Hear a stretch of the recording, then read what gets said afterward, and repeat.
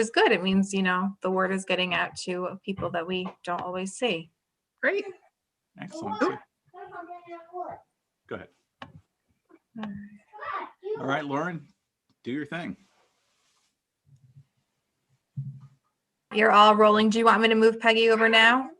Sure. Okay. And you're good to go. Okay. Hello, everybody. Are we good, Lauren? Excellent. Hi, everyone. Thank you for coming to the first of the Public Charter Review Commission meetings. I'm Joe McDougall, and with me is the Charter Review Commission. And thank you for coming out. I know it's difficult to get people to come and engage with something as what appears arcane as the charter, but it's actually something that's very important. We hope we're going to flesh out a lot of issues tonight. So here's what I have in mind. So I'd like to introduce the commission, ask them to talk in alphabetical order by first name. We should probably do it that way. Just introduce themselves. And then I'm going to talk for just a little bit about the charter itself and our process. But the key thing for this meeting is we're here to listen. There are some statutorily mandated parts of the charter review process. They include a public hearing where we are to talk or we are to come and we are to sort of take inbound advice and thoughts that people have. And after that point in time, we're going to go and hold a series of meetings where this isn't the only time you'll have to come and speak with us. We'll have lots of process where we'll be inviting people in. We'll be meeting with our town boards. All of our meetings are public, so we'll have a chance to talk to everyone. I think what will be really helpful for us tonight is, to the extent you have any questions or any thoughts about the structure of the town that you think are charter related, we just want to hear them. We really want to gather them up. So that being said, why don't I start? Of course, I said alphabetical by first name, and then I realized I think that's, oh no, Joan, you'd be ahead of me. There we go. That'd be first. So why don't we start by introducing the commission? Joan, if you would go first. Then Sure. I'm Joan Walker. I'm a former member of the Board of Selectmen. This will be my second time on a charter review committee. And I think it's very critical that we make sure that this is a good, solid document that will work for the town now and in the future. Next, we have Liz. Hi, I'm Liz Daly, and I'm the current CEO for Conquer Cancer and a lifetime resident of Madison and first time on the charter review. Looking forward to it. Matt. Hi, Matt Gordon.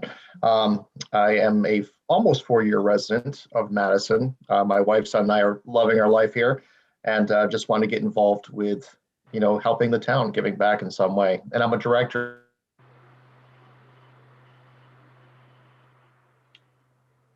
And we are in Zoom times. It'll come back. Yeah. Noreen, you want to kick in while Matt's frozen in the interim? Sure. Good evening, everyone. I'm Noreen Kokaruda. It's my first time ever on a charter review, and I'm looking forward to it. I'm enjoying it.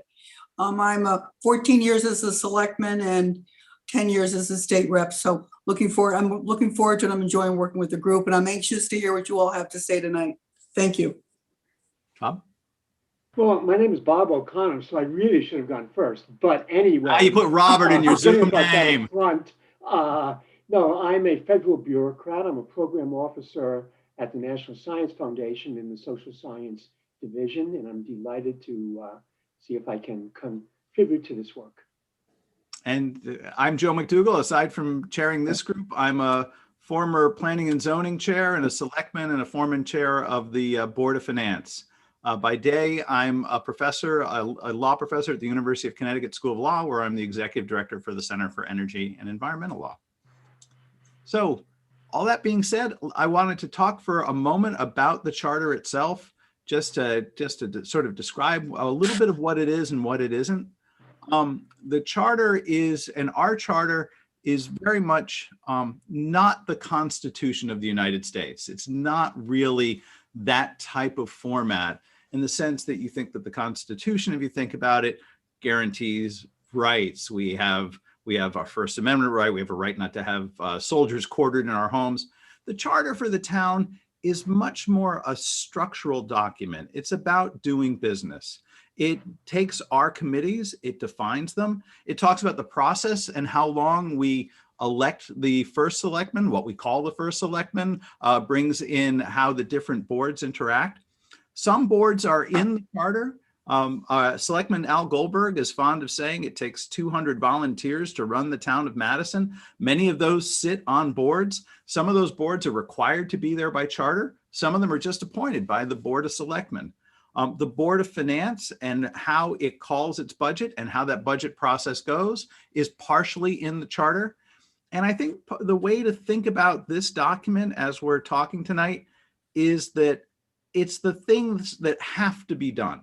The things that are charterized are things that must happen. So if we put an ethics commission in the charter, then every Board of Selectmen must have an ethics commission. If we tell the Board of Selectmen, you can't appoint commissions, maybe they would appoint a commission and maybe they would not appoint a commission, depending on what they have. Nothing about our charter can trump state statute. Some things are required by the state of Connecticut. Certain formats, zoning boards of appeals have certain structure. Inland wetlands commissions have certain obligations that are by state statute. The charter doesn't go above the state, kind of what you would think, but it is something that outlives each successive board. And some of the things I think that we're going to be listening for include how flexible the charter should be and how required the charter should be. Some things that I think that we'll certainly want to focus on. We've just gone, the first selectman is here. We've just gone through a remarkable time. And what did we learn from that? Something we're very interested in. What did we learn about voting and participating in meetings? We just had a quorum at a town meeting on Zoom that had 100 people, coming in, it was certainly over 75. It was huge. That's great. Should we try and do that more? What does the charter say to us? We want to accommodate emergency powers to find out how to do that and how to protect the town. We've now had several in my time in public service. This is not the first emergency. It's the longest one, surely, but not the first one we've seen. Joan and I and Noreen, we were on different boards at different times that had emergencies due to storms. So what does that mean and how do other towns handle it? And I think a key issue for us also is a lot of what the town does has boards that bring in volunteers that know how the board should function, almost by custom. But sometimes the definition of those boards, when we read them, are imprecise. Who gets to decide what? And we'd like to start to explore whether that imprecision is useful or maybe it needs to be reduced within the charter itself. So I'd ask anyone in the commission, that's the rough intro. Did I miss anything big? This is as quiet as the Charter Commission gets. This is kind of it. And I would invite anyone here to come to our meetings. We do chit chat a lot. We will hear from you in the beginning and the end of each meeting. So there are 2 sections to come and talk. Before we go any further, First Selectman, would you like to say anything? Sure. Well, thank you. Well, first of all, the board is really excited to launch this charter commission. And I think we had talked about this at the beginning of last year, and then things kind of paused for a while. But I think it was probably served us well because COVID created all these new challenges to running a town government. And so it kind of made us have to rethink a lot of things. We've lived through a flurry of executive orders that have come down from the governor's office that have impacted how town government functions, how our boards and commission functions, how we communicate and interact with the public. And I think there's some great lessons that we learned from that and things that we could incorporate, and also learned about some of the handcuffs that our charter provided to us during this process, so that it kind of made us less adaptive, less flexible. And so, I certainly am going to be sharing specifics on a lot of different things with the Charter Commission in terms of my experience, over this last, it's almost a year of living through a public health emergency. But I think it also, there's a lot of lessons to be learned, ways to improve.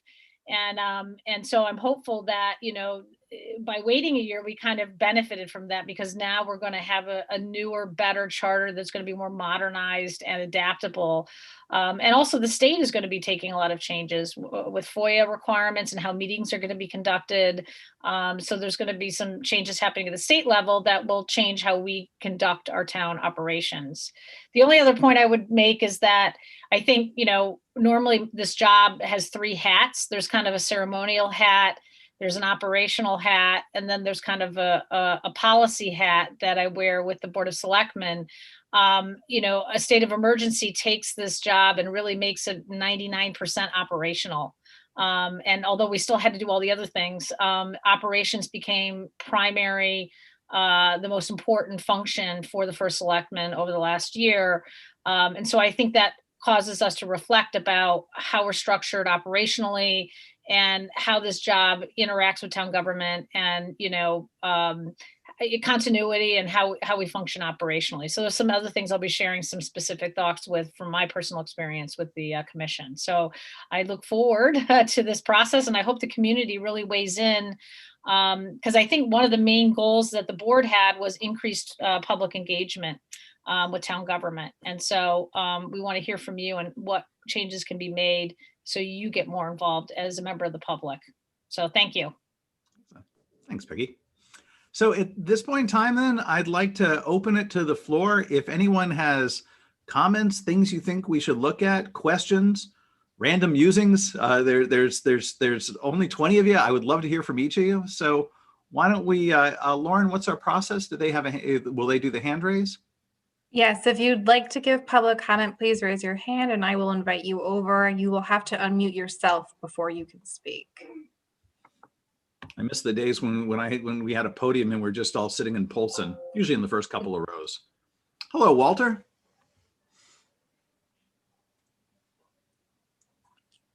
Walter, you'll have to unmute yourself.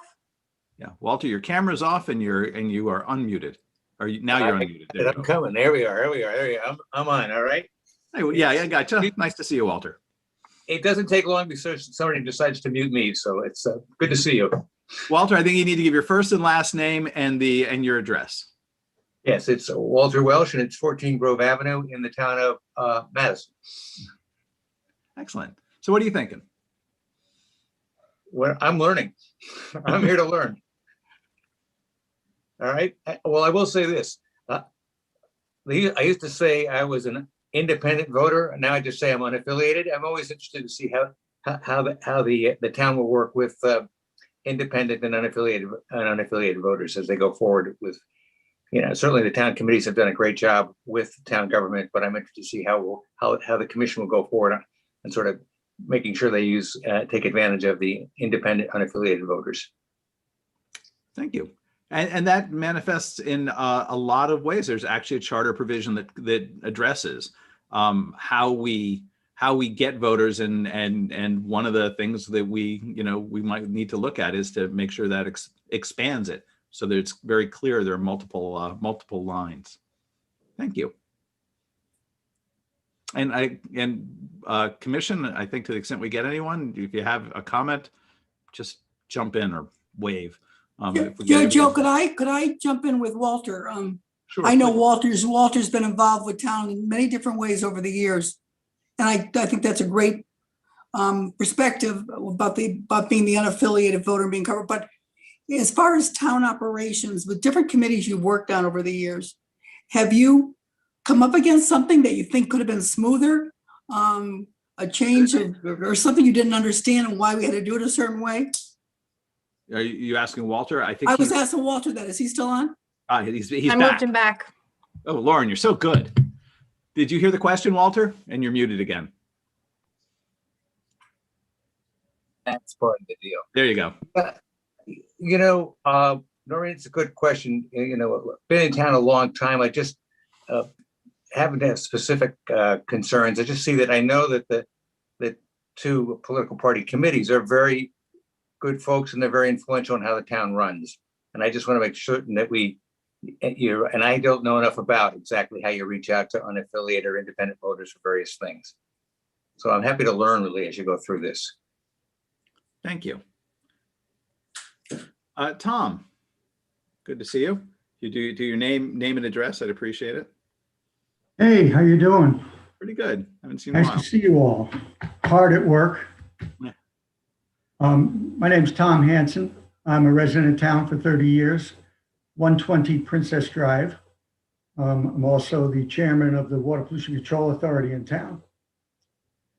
And I remember when, Joan, you were doing the first charter review, or the first one I was privy to.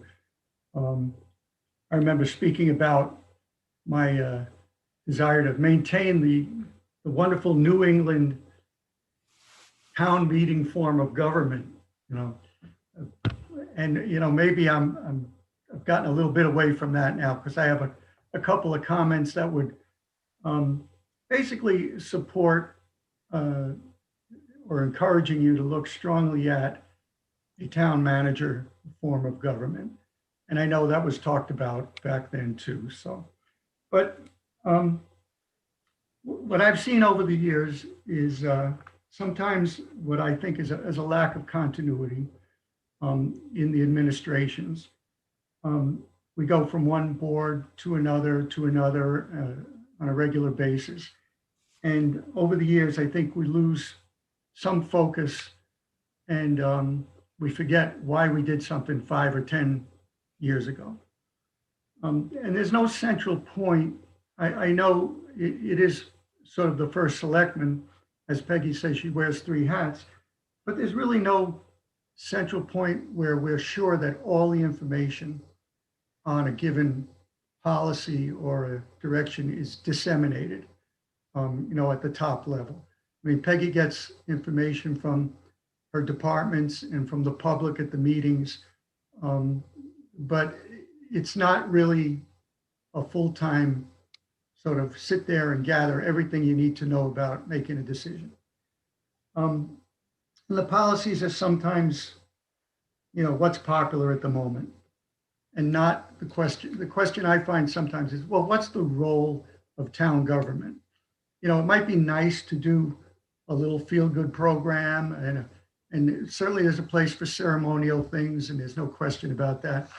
But we need somebody who's going to answer the tough question is this the role of town government to do what we're doing? And I'm going to get to a couple of examples in a minute.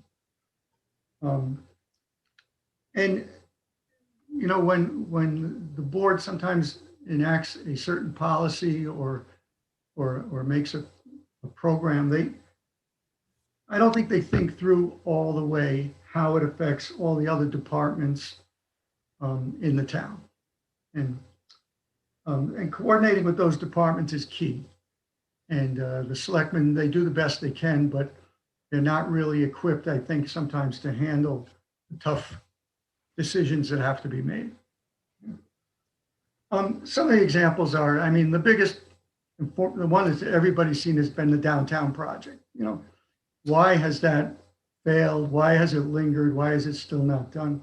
It's because nobody really took ownership of that project, and each board of selectmen is kind of giving it to the town engineer or somebody else, and then the selectmen move on. We need to have someone take ownership of these kind of projects and see them through to the end. The beach passes was another kind of a fiasco. When the board entered into a contractual arrangement for that beach pass system, they didn't understand the implications of what they were committing the town to or anything like that. And someone with experience in running large organization, not even large organization, but someone experienced in public management would understand, and look more closely at those contractual relationships. I watched the selectmen last year struggle with a solar project that was coming up at the school. And several boards ago, the selectmen made a policy and they said, well, when the opportunity arises, let's incorporate solar energy into our projects. And when the last board looked at that, half the board didn't understand that. They were looking around saying, well, why are we putting solar here? Who says we have to do that? Or why should we do it? Well, that was a policy that was set by the town and then forgotten about. there's a strategic plan. I don't know how much we paid the consultant for a strategic plan. It was never done. I mean, they just finally gave up and said, we don't know how to get it done. Even the plan of conservation and development, which is coming up in, I guess, another year or so, we spent a lot of money on that plan. It was unanimously adopted by the board. I'm not sure I can think of a single project that came out of that POCD. There were lots of recommendations and lots of programs recommended, but I'm not sure any of them were really enacted. Other projects which are a lot older were the Bradley Road study, which was a long time ago. And even now, I think about, from the WPCA's perspective, we have a couple of projects, but one that really hasn't gotten any real attention is maybe coordinating some work with the water company to put water mains on some streets that are experiencing some problems. And the one I'm thinking about really is the one behind Clarity there. Was it Arbor Way, Arbor Trail? You know, and I've talked to the public health director about it and things like that, but nobody really takes ownership of some projects and steers them through to fruition. So I know that a town manager would be a big change. We'd be looking for a business professional, someone with administrative background, maybe even somebody from the military. You know, the military has gone a long way to training administrators. I mean, these young guys that go over to Iran, Iraq, they run towns, they run organizations, they know how to deal with competing priorities and conflicts, and they know how to get things done. Just throwing that out there. And I know a town manager would obviously cost more money, but frankly, we pay a lot of money to the first selectman too. So if we're going to pay, you know, a lot of money, we should have really somebody who's trained and understands all of the nuances of running a big organization and can make sure that these projects, they're either nipped in the bud before we go down a road, or they're pushed through and made a priority. And I think that's what a town manager would do for us, to get them out of the political arena, to get us, or get this decision-making out of the political arena, and understand contractual obligations and how they impact the town moving forward, and especially for the continuity over the years. I think that's the main thing. So good luck with that. Hey, Tom, can I ask you a question just from sort of your unique post? Because I'm trying to remember how long you've been on WPCA, but I seem to remember it's quite a long time. 100 years, I think. I think that's true. I think we read the original parchment with your appointment and the quill. Could you talk just for a minute or two on, from your perspective on that board, how we do with long-term planning? And if you feel that you, because I many years ago, I remember having a conversation with you about you know, the role of water pollution control and the potential sewers and the way you were thinking about it. And I'm curious how you felt from your board that you've gotten access and attention to the types of either recommendations or resources that you need. Sure. Well, the Water Pollution Control Authority is rather unique. It's not like a board or commission. It's called an authority for the reason that we are actually representing the Connecticut DEEP at the local level. So, and the board, or I'm sorry, the authority is tasked with two things really. The first is to assure that by statute, and this is written into the law, assure that all the wastewater generated in a town is properly handled. And for that, we write a water pollution control plan. And we work that out with the town's health director. And the town's health director administers that plan. And in Madison, it's essentially on-site septic systems. And the requirements for construction and operation of those systems is regulated by the Connecticut Department of Public Health. So there's that here and now aspect. And we review that plan on a regular basis. We have incorporated things over the years, such as maintaining some fiscal control over private treatment plants, such as West Wharf or what's the one on Bradley Road there, the Hearth at Tuxas. There are some treatment plants in town, and they're not owned by the town, but they're considered to be community systems. So we have to make sure that they're properly operated, and we maintain some oversight of that. And we do that with Trent Joseph, our public health director. The second broad project for the WPCA is future planning. And it's called the facilities planning process. It doesn't mean sewers, it doesn't mean treatment plants. It means a hard look at what we're doing now in terms of wastewater disposal, which is, like I say, 99% septic systems. Does that program work for us? Are there issues with that? Are there pollution problems which may become community problems in the future? And the WPCA over the years has identified those potential problems. Groundwater contamination, nitrogen in the wetlands, nitrogen in Long Island Sound. We look at some of the state studies, et cetera. And our recommendation is, and has been for several years, for the town to undertake an update of the wastewater facilities plan, which is the 20-30 year looking forward, how we're going to manage wastewater in the town.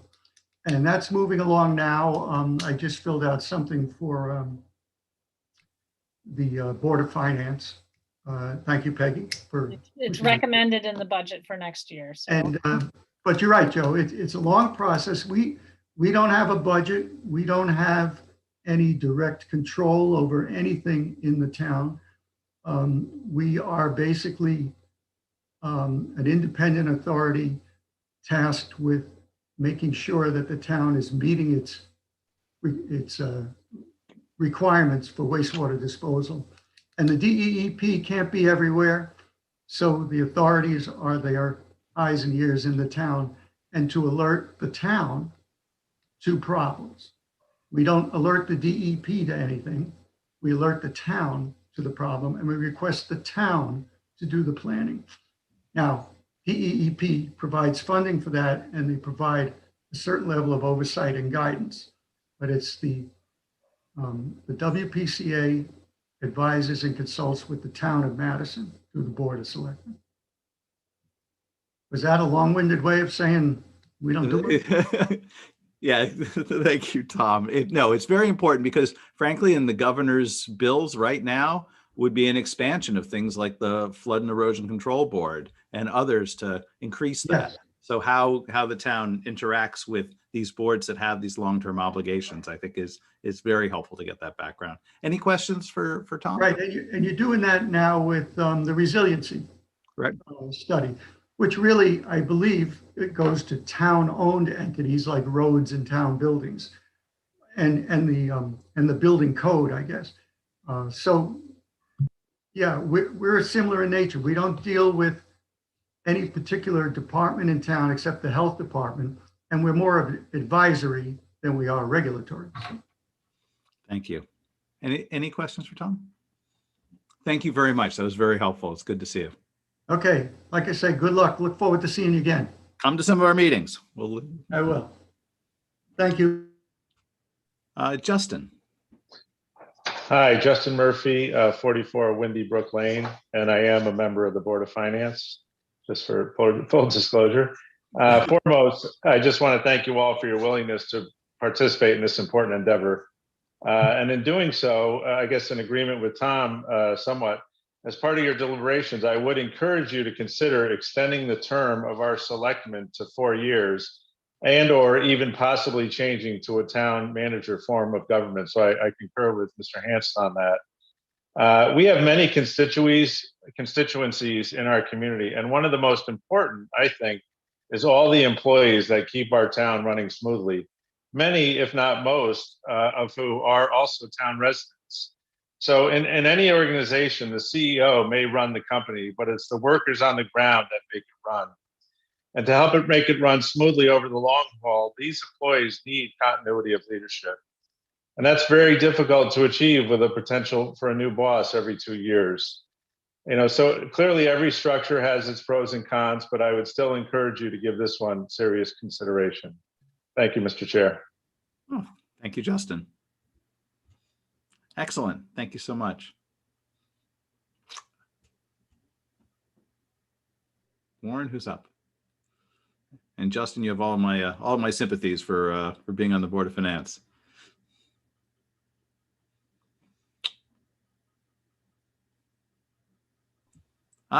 Gus Horvath. I don't think I know that name. I'm not sure who that could possibly be. Mr. Horvath, if you would kindly unmute your microphone, and I think you would need to hit your. Just did it. Be seen. I just would like to, you probably the members of addressing the members of the committee.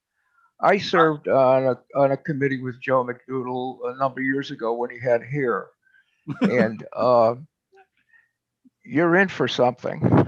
I'm not sure what it is, but you're in for something. I'd just like to address things kind of on a gross basis. The two issues, and it's been mentioned already by Tom, that we have an executive committee. We don't really truly have a chief executive. We have a 5-member board. The first select person can only decide whether they're going to go to the bathroom or not. And any other decision they make, it requires a vote by the other 4 members of the Board of Selectmen. And I had the pleasure in my second term as first selectman of having 2 members on the Board of Selectmen that I had defeated in previous elections. So it was very, very interesting to do that. And if you were to go with a town manager, I keep hearing people bringing up the cost. Now we have a $25 million plus town municipal budget, and a town manager total compensation plan would be about $75,000 more than what we're paying now for the first select person. And $75,000, if you put the mill rate against it, it's 0.0006 or something to that nature. And it would cost about 28 cents a year for each $100,000 of your assessed value. But the issue there is, yes, you could increase, as Guilford did in 2008, the term of the Board of Selectmen to 4 years. I tried to get that done in 3 different charter changes years back. I thought it was discriminatory that that was the only board that was on 2 years. And I think I mentioned it at one of your meetings. I can remember in the 1980 charter review, people got up and wanted these Board of Selectmen elected for 1-year term. But that's an issue. Town manager also operates exactly the same as the superintendent of schools. They have a 3-year contract. So people will raise the question, how do you get rid of a town manager? Well, it's like anybody else, you fire them. And if you don't fire them, you wait out the 3 years of their contract, you don't renew it. So, that issue is not really a serious issue.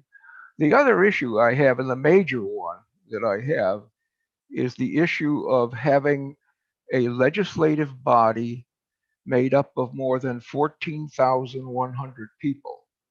And Joe thought it was great that we had 79 people at the town meeting last week, but that's 79 out of 14,100 plus. How can you have a legislative body of over 14,000? Robert's Rules of Order say the quorum should be 7,000 plus. So I would, those are 2 general areas that I would ask you to look at. What do you want as a chief? What do you think is the best for the town of Madison in the long haul for a chief executive? And number 2, what should be the legislative body? I've suggested to the Board of Selectmen in a number of memos that we go with the town manager, and that the legislative body be a hybrid between a council of 5 to 7 people, which is normally what happens when you have a town manager, and an RTM. I would suggest 15 people, 7 in each of the 2 voting districts, and the chair elected town-wide. And that would give you 15 people. So that I consider that a hybrid between a town council of 5 to 7. Clinton, for instance, has 5, and I think that's too small. If you, again, I also mentioned to you, if you're looking for examples of charters that are pretty well written and up to snuff as to state statutes and things, as when they were written 3 or 4 years ago, the Board Selectmen Town Meeting Charter, I would suggest looking at Guilford. They have a pretty doggone good charter. Number 2 for the RTM, it would be, yeah, where the atomic plants are, Waterford. I'm 91 years old, so my recall is a little slow. I had my second shot yesterday, by the way. And the other thing is for the town manager, I would suggest taking a look at the one from Simsbury. Those charters are up to date, they're modern. Guilford has not been amended with a charter review, but what they did do in 2008 is they passed an ordinance allowing minor changes to the charter to accommodate the things that happen between the 10-year interval. That ordinance, they can by ordinance make changes in their charter. So that's my 2 cents. Thank you, Gus. I And appreciate good luck to you with Joe. Hey, Gus, I have one quick question for you. When you're proposing, there's a distinction between a charter that enables the town to use a town manager form of government and a charter that compels a town manager form of government. I'm assuming that you're thinking about the former. Is that right? Well, there's 2 ways to go about it. One is to just put it on the ballot and go up or down, yes or no.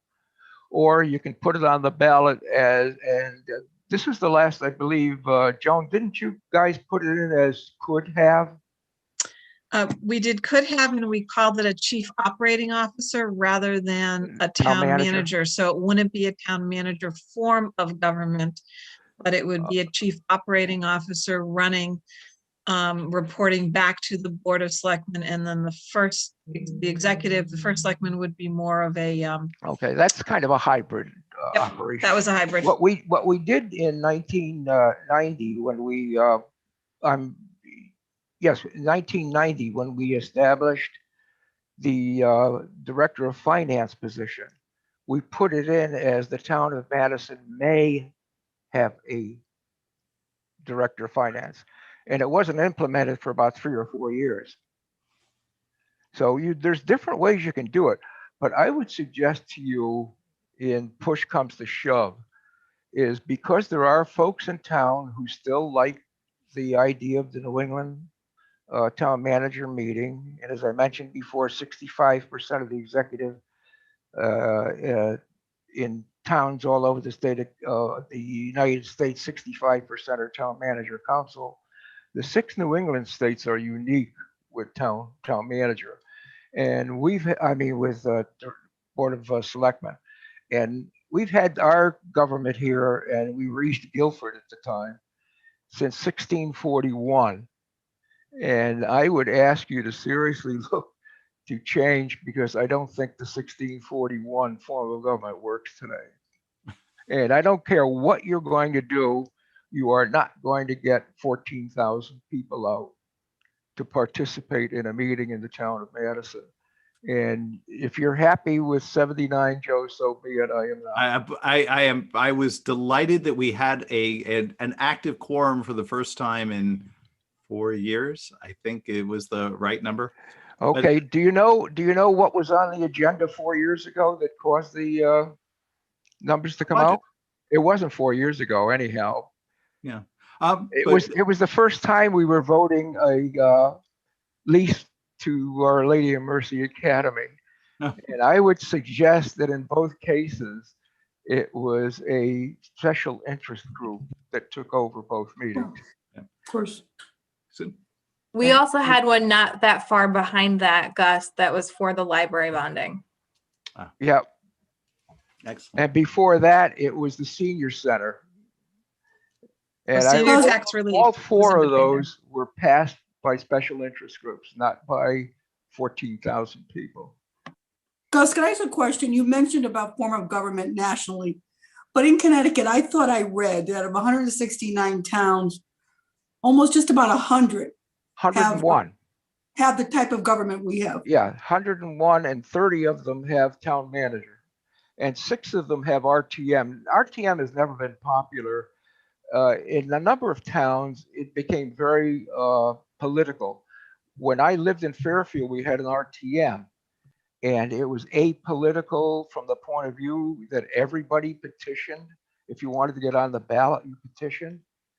And then once a party got in for 3 or 4 consecutive terms, they changed the charter and made it a political thing. And you'll find in just about every one of the RTM, 6 RTM town charters, that there is provision anywhere from like 10 or 15 people signing a petition up to 100 that non-affiliated can run. And I looked at a number of them and went back over some of their elections that were posted on the town clerk's website. And I could not find anybody who was elected as an unaffiliated voter. And you don't get very many of them running because they have to pay for a campaign. And Gus, I want to thank you for giving us, so much information for what you had.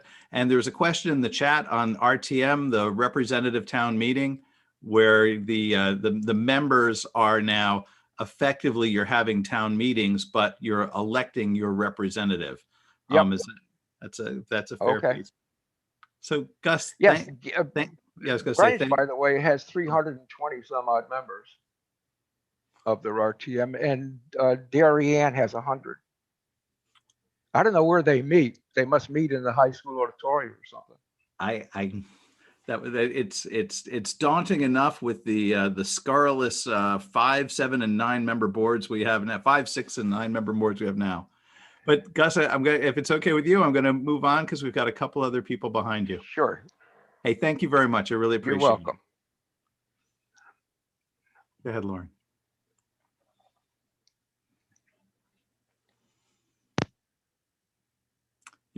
You're also muted, Bruce. I'm just not clicking. I'm not clicking fast enough here. I know. Well, Lauren's moving everyone else with such efficiency. We can't adjust. Good evening, everyone. Your name and address, Selectman, please. Bruce Wilson, 45 Dairy Hill. And as Justin said, I am a selectman, full disclosure. And so I want to actually pick up on that in the 4-year term that Justin mentioned. As a taxpayer, I really have always liked the idea that I can fire my management team every 2 years. As a select person, I have to say that there is a bit of a learning curve that comes with the position. And I do think that the town would benefit by extending the term to 4 years, because it gives people entering for the first time a little bit more time to learn the ropes before they turn around and have to start campaigning again. So there is that plus. With regards to the town manager, I think, realizing that this is going to be something that we vote on as a referendum, as you folks devote energy to debating that, I would ask that you be very, very clear on what problem you're trying to solve. And and be able to articulate why moving to a town manager would solve that problem. So what's broken and how does a town manager fix it? The other thing that I think I'd love for you guys to look at is to consider the last 12 months and the rigidity of the charter and the limits that it puts on the way we operate the government, and look for ways to build in flexibility so that we can conduct business efficiently and transparently, but maybe not be quite so hamstrung by the letter of a very restrictive charter. For instance, it was really an inconvenience, but we needed to declare an emergency every 30 days because that's all we're allowed. Maybe a revision of the charter allows us to pick a time not to exceed something so that we can take that off. The emergency was, of course, written around natural disasters, hurricanes, that type of things, where they're pretty short-lived and need immediate action. And it wasn't too long after this all started that we settled into a new normal type of emergency. So to the extent that you can look at those types of parts of the charter and offer up a little bit more flexibility so that the government functions efficiently, I think that would be great. We have specified in the charter boards and commissions. And I think to the extent that state statute doesn't require they be incorporated, maybe moving that creation authority over into an ordinance mechanism or a policy mechanism, whatever makes the most sense, might make it a little bit easier for the board to create and respond to needs of boards and commissions. Right, but Bruce, if I could cut in 1 second for anyone in the audience who doesn't come to as many meetings, this is a perfect example of whether to charterize something or not. The Board of Selectmen have the power to create commissions if they need them, and they can remove them if they exceed their usefulness. But as soon as we put them in the charter, then you have to staff them. And if they're for some reason, become obsolete, and you got a zombie commission hanging around, they without its purpose. So the issue that Selectman Wilson's bringing up is whether or not, who does it. If it's a commission that's needed for some of them, maybe the answer is you just let the selectmen put them up and you don't necessarily need them in the charter document. That's one of the discussions we have. So, sorry, Bruce, I was using totally as that's okay. explanatory. And lastly, I am firmly in the camp that it should be difficult for government to spend taxpayer money.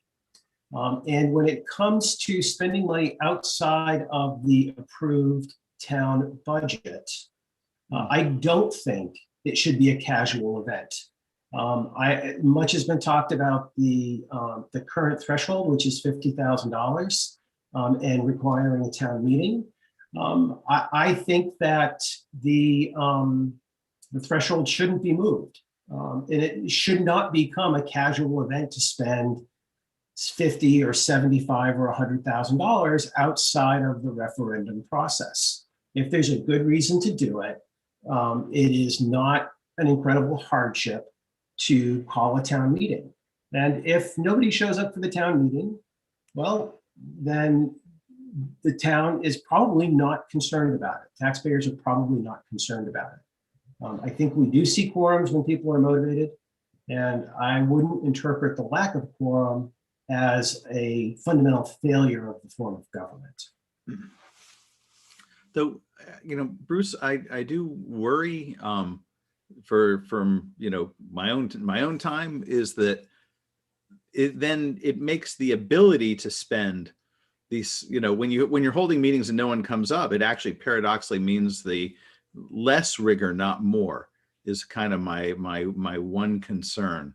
That when you keep having these meetings and no one comes up, and then the Board of Selectmen can just spend by special appropriation, And I don't know how to increase a topic for us to talk about is how to increase participation. Because I think what I hear you saying is, if people are paying attention, fine, call it to their attention. But then you'd like to make sure you're not calling it to their attention so often that we're driving people away. That's at least one of my own concerns. Sure. No, and I think, your point is well taken.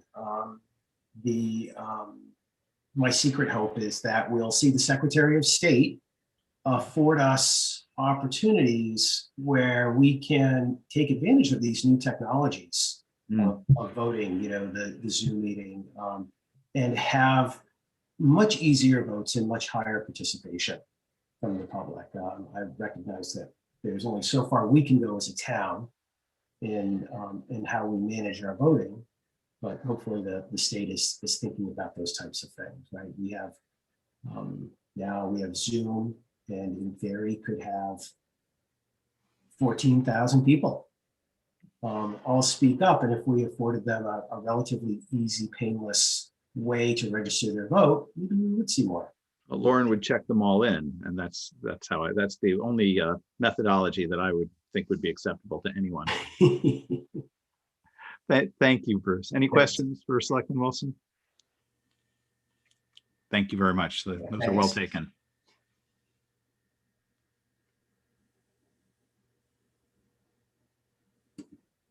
Who's next, Lauren? At this point, no one else has their hand raised. Can I call on people? I have one for, I got a couple people coming in. Excellent. No, you can't call on people. Oh, come on.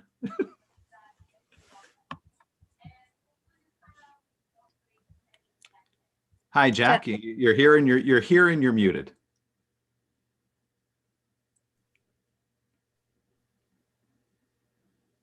There you go. I cannot hear you. And now he's frozen. Now I'm going to he's move frozen. him back, and we'll bring him back in a moment. Okay. Jack, we will hopefully see you soon.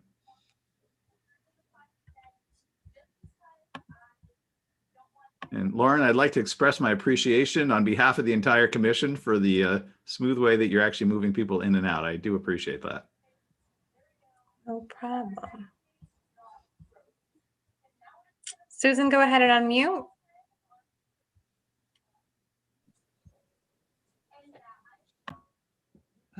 Video. Let's see. Hi. Hi. I thought you didn't see my hand. I was just about to text Joan.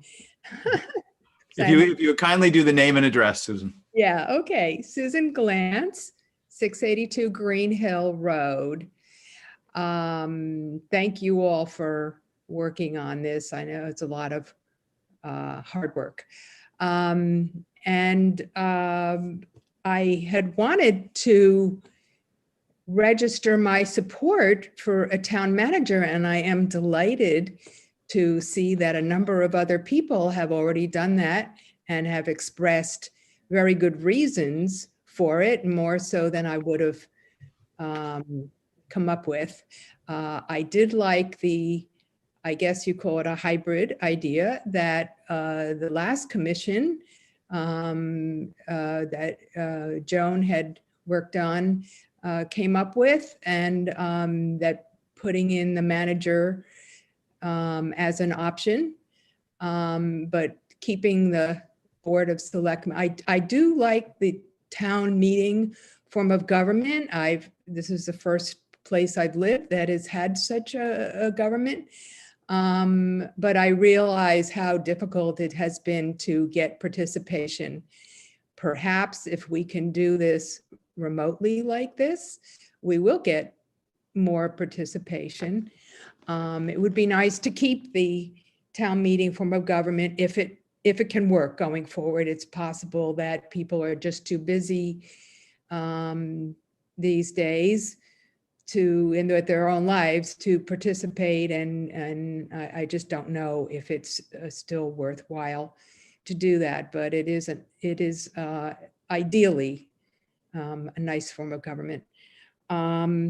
So because of continuity and some of the issues that Peggy raised and things that have come up in the last year, I think it would be extremely helpful to have some kind of a manager or operations person running the day-to-day of the town, so that the first select person can focus on with the board on other things. And I also like the idea of a 4-year term, particularly for the first selectman, perhaps for the whole board of selectmen, but particularly for the first selectman, I think that would make a lot of sense.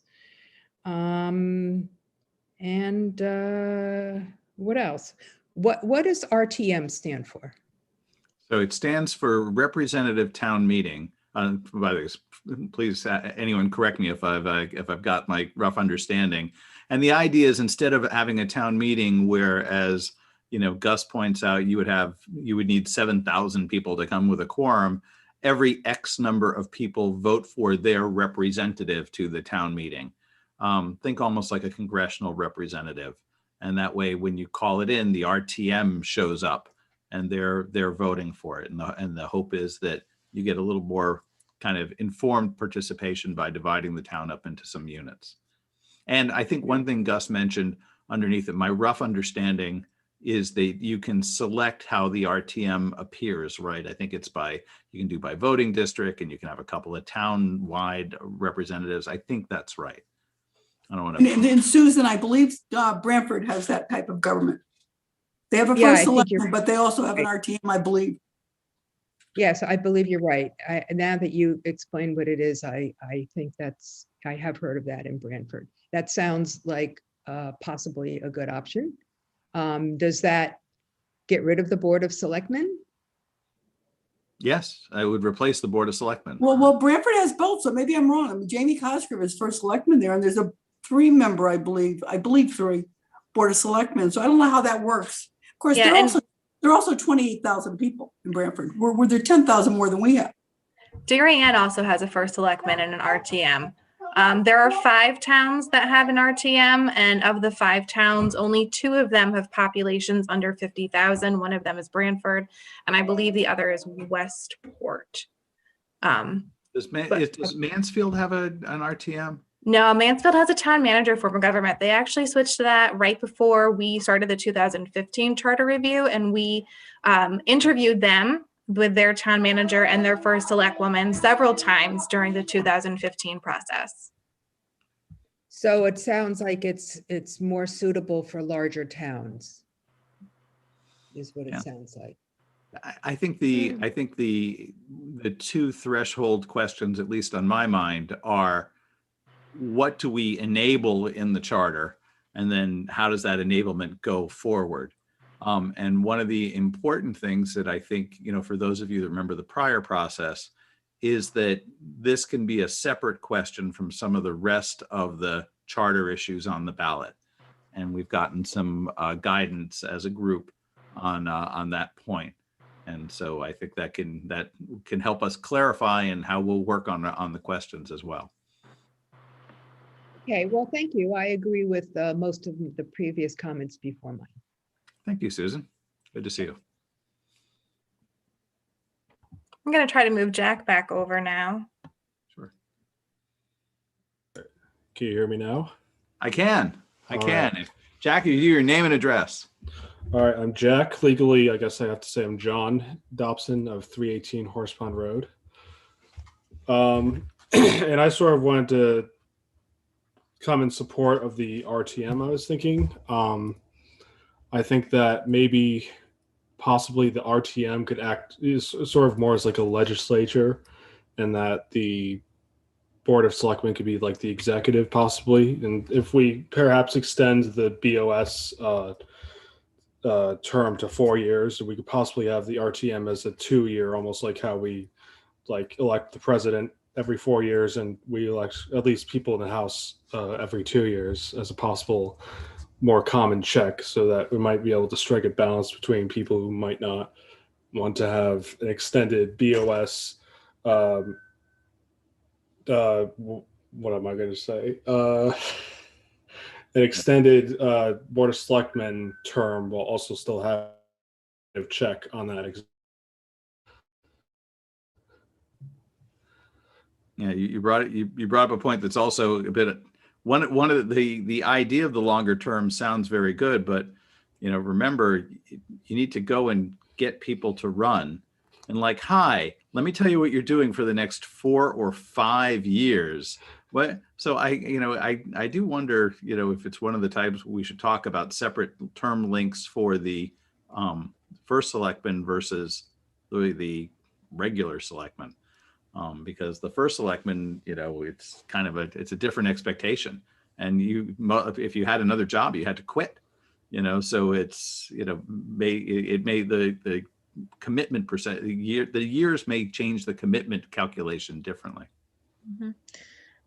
But I think also, if you've got a full board that are working in tandem together with the first select person, I think that 4 years is a positive, where you've got a team of people working together for the entire 4 years versus having a change up potentially within the Board of Selectmen.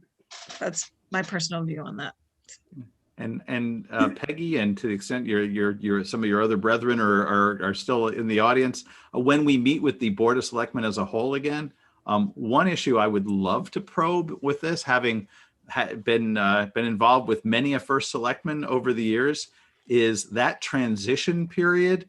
The hi, you're elected on Tuesday, finally quit whatever you're doing and take over the job the following Monday, is hilarious. So I would love your thoughts on what's too long and too short. You don't need to give them now, but Yeah, no, I would say that there definitely needs to be more transition time, especially because campaign seasons are longer.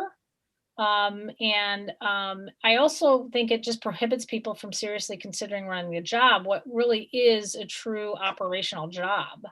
It's not a ceremonial job anymore. Government is far more complex now. Somebody would have to figure out what they were going to do with the job they have now. And then, like you said, you wake up the next morning and you have to run out and turn in your resignation letter and show up on the following Monday for work. So you haven't even given 2 weeks notice. Yes, exactly. So it does cut down on opportunities for people. It tends to get people who are retired or independently wealthy, maybe, or, that don't really have to worry about employment. There's benefits involved. There's all kinds of things that when you switch jobs, people need to be able to plan, and childcare, which we don't talk about, but it's a big deal. Childcare is something that somebody was not going from working at all to having to take a full-time job. And how do they accommodate that? So that's just my personal experience. So those are all things that transition time is important. I just want to echo too, that remember the Board of Finance and the Board of Education are both 4-year terms. And those are volunteers who sign up for those terms. So I think that it would be appropriate to match what the other elected boards are. So. And I would hazard to say that the Board of Ed has a much tougher job than the Board of Selectmen or the Board of Finance. I don't know. These guys have been going through COVID times. Yeah, go ahead, Noreen. I'm sorry. May I just add a couple things? When I hear ceremonial, it's not ceremonial anymore. I became a selectman almost 25 years ago. I never heard ceremonial until the last couple of years. I don't know where this came from, but I was on 14 years. Joe, you're with me. Do you remember the first selectman's job? We watched all the different people do it. Was ever ceremonial? I don't know who. No, unfortunately, Peggy, whoever told you wasn't giving you correct information, because it's never been ceremonial. No, but I'm saying that the weight of time required, it was more distributed across the different roles that the first selectman played. I think more and more, because government is far more complicated, more and more time of that is getting eaten up by the operational piece as the town has grown and the government has grown, right? So actually the town hasn't grown, which is one of our problems that we're dealing with, at least with our kids and our all the towns in the shoreline are, I notice even Guilford numbers are down. It's grown since the 1970s. I'm just saying there's an overall, we have the same form of government, right? And we still have the same position running the government since the 70s and the 60s, but the town has grown a lot since then. So it has, you're right. I just want to say I served with 5 first selectmen, And believe me, I ran 7 times for a 2-year term. And boy, would I love not to do that. And every time I ran, I had an opponent. We never had, I think the year I got off was the first year 5 people ran for 5 seats. And boy, I missed that. But I served with 5 first selectmen. I know 2 years is hard for the learning curve. And you can say it's hard to get things done, but I've watched things turn very badly for our town with the wrong person in. I'm talking about morale. I'm talking about losing key employees. I'm talking about dysfunctionality of our town hall. And it can happen. And you have to wait 4 years to make that change. People see it right away. If we were going to make a change, I think with the first selectman, it's just a mistake. I mean, we're lucky. Now we have a decent salary finally. You're talking 100 grand. So we're going to get some good people, and we should with that salary. And we have a right to expect them to be good, but to have to wait it out and watch a selectman who shouldn't be there for 4 years. I mean, it's like I said, I've served with 5, and it's we want what's best for the town. And I know it sounds great on the 4 years, but I think there's the negative outweighs the positive for sure.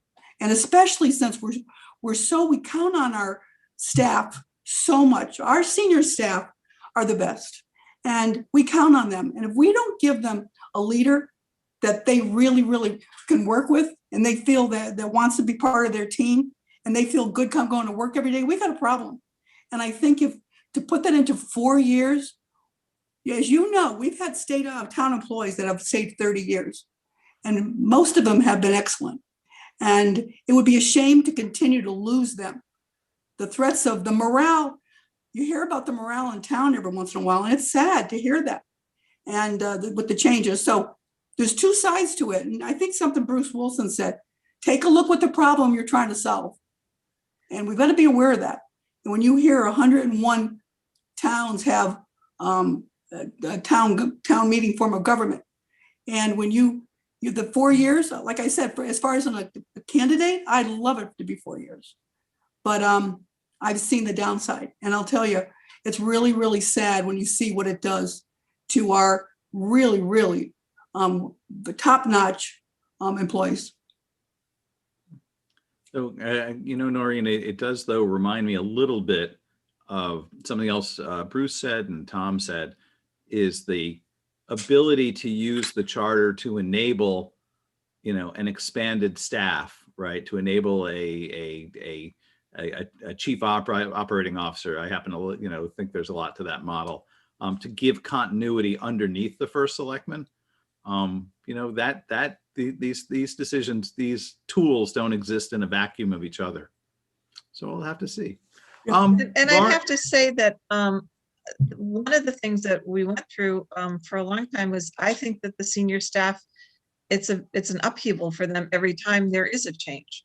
So they have to it takes a while for everybody to get used to a change, and then a shift in who might be running the town. And I think that alone needs to be allowed for, more than 2 years. So, and you know what, we should ask them. We should ask them what they think of it. That's one group we should definitely do. We did the last time, which is okay. Yeah, that'd be great to do it because morale over the years from time to time has been a real problem, and we've got to do everything we can to avoid that. And I know I was on the board when we lost a key employee, one of the top executives for our town, and we can't allow that to happen. As someone said in the beginning, most of these people that work for us live in our town, or a lot of them do. And I think we've got to be careful. So Joan, we should talk to the staff and see what they think about if they've got someone that they're really struggling with. Would they rather have the continuity of 4 years of it, or would they like to make a change and get the right person in there? Well, I think that Lauren, do we have anyone they don't else really have a say on it. I'm sorry, Lauren, do we have anyone else with their hand up? Gus has raised his hand again. Since Gus is a repeater, is there anyone else ahead of Gus? Nope. All right, Gus, return unto us and see what you got. And you're muted, Gus. It is going to be funny when eventually we can all be together. And if we're sitting at a conference table and somebody doesn't speak, are we going to lean over and say, you're muted? And you're still muted, Gus. I think there were There two. it goes. The unmuting button thing just came up. Just to address what Noreen was talking about, the town employees. The 2000 charter established the position of town administrator. And they were to be the cushion between the elected board of selectmen and the employees of the town. The town administrator handle that. And a number of towns have that. We modeled it over after the one in Darien. Darien has a town administrator. And also we interviewed the folks in Woodbridge. They had a town administrator. The 2006 charter removed that. I don't know why. They just dropped it. So we had the position for 6 years. And I guess whoever headed that charter review and the members of it did not want to have someone who was not political administering town employees. And the second thing is, Noreen, we already know what the town employees think about that, because that was one of the questions that was asked them by your previous commission, the Government Study Committee. And you might want to take a look at their report. And the executive report is only 14 pages long, so it doesn't take that long to get through. But you might take a look at that and see what you think of what the town employees, and not all of them participated, I understand, but a number of them did, and what their thoughts were about having a professional manager to report to. So, you know, those two things. We had a town administrator for 6 years, and then the job was gone. And we interviewed the town employees last year with the study committee, and you have their report. So take a look at those. The information is there. You don't have to reinvent the wheel. Thank you, Gus. Hey, you know, I didn't identify myself. Gus Horvath, 34 Aylesbury Circle. I've been a Madison resident since 1964, and I was appointed to my first committee in 1965. Oh. And I've served on 20 to 25 boards, commissions, and committees. Thank you, Gus. So just a point of order to what Gus just said, the charter does currently have a chief administrative officer. That's what's in the 2006 charter. Although it does go on to say that the first selectman shall be both the chief executive and the chief administrative officer if one has not been employed pursuant to section 7.3, and then there is no section 7.3. So technically it's still in the charter, but not very functioning in the charter. We have a I think one of the things for the audience that I think most people have been involved in town government know the current charter has certain vagaries and a couple of missing verbs and at least one missing period in the sentence that drifts away. So we do have I fully expect that that when we're done with this, we will have one of the votes we will ask of the public will be, please vote for this. It cleans up all that. And I think we have some very good examples to work from. Any other questions from the participants? No one else has their hand raised. Anyone have anything to say or to ask? Any comments from the commissioners? I think this If is we kind could of get a copy of the final, the government study, did we get that? Mhm. Not yet. Oh, yeah. No, I've got about 20 things that are going to come to you within the next couple of days that had to wait until after this public hearing. So Throw you're that going on to the get a list. huge, massive email of a bunch of historical documentation that you can use to move forward. Great, thank you. Bob. Of course, you're on top of it. My 2 cents is I just want to thank everyone who shared their comments. I think we were taken very seriously because they were extremely thoughtful. Thank you very much. And I just want to echo what Bob just said too. Thank you so much, everyone, for your comments. It's given us a lot to think about. You know, there's a few of us on this commission who really haven't dabbled in the political world. So we're kind of on the neutral side. So this is great as a starting point for us. And thank you. Excellent. then I think on that basis, so we have been meeting on, oh goodness, we've been meeting Tuesdays at 5? Yeah, so Tuesdays at 5, we have public comments both before and after. You can reach out to Lauren if you have information. Lauren Rhines, her town email's on the website. My name's Joe McDougall. I'm not hard to find, and we'd be happy to take any information you have. I think our next plan is from this point, we're going to take these comments. We have some other, sort of immediate concerns too about board definitions and that type of thing. And we'll start meeting with some of the town boards as groups. But each of those meetings is open, as I mentioned before, and we'll be looking to not just to talk to political groups, look to talk to other groups in towns, groups that are civic, groups that are social, groups that aren't necessarily just insiders, to try and get a better sense of what issues are and what are the issues that maybe we don't think are uncovered or aren't getting enough of a light to. So there'll be a lot of that over these next several months. And I encourage any of you, if you wake up tomorrow morning and say, you know what we need in the charter, please we need sea level rise calculations in the charter. And you'd be right. No. But you should come and let us know. And we would be very interested in hearing from you. On that basis, Lauren, do I need a motion to close the public hearing? So I would seek one out. So moved. And Bob, was that hand a second? Second. Excellent. I want to thank everyone for coming out. We really appreciate coming out, zooming in, and coming, and please come to some of our meetings. So on that basis, I'd ask for a vote on closing the hearing. Aye. Aye. Excellent. Thank you very much, everyone. Thank you. Thank you, Lauren. Thank you. Lauren, Thanks for great including me. as always. Thanks. Thank you. Thank you. Thanks, everyone. Have a good night. Bye. Yes.